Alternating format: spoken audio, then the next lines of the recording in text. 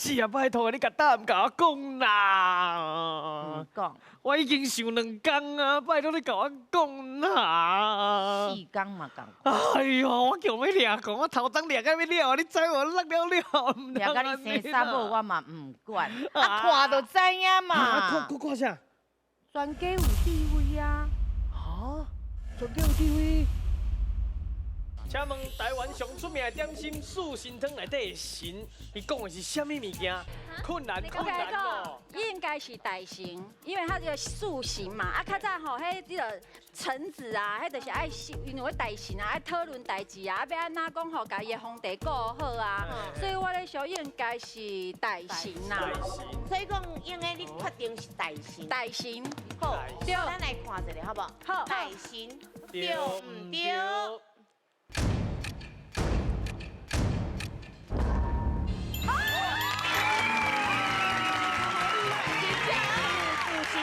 好厉害，安高呀！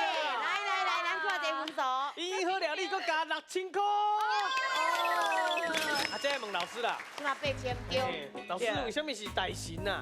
就是讲以前吼，乾隆皇帝吼，伊就是出巡嘛吼，啊边啊当然爱有伊的即个4个大臣甲对调咧，啊出去拢嘛是边啊大臣咧操劳，也是咧无用代志，所以迄个大臣哦，拢无用到有够忝的，都要破病啦，啊所以人就会讲啊，安尼来贴一贴迄落吼，互伊迄个欠息啦。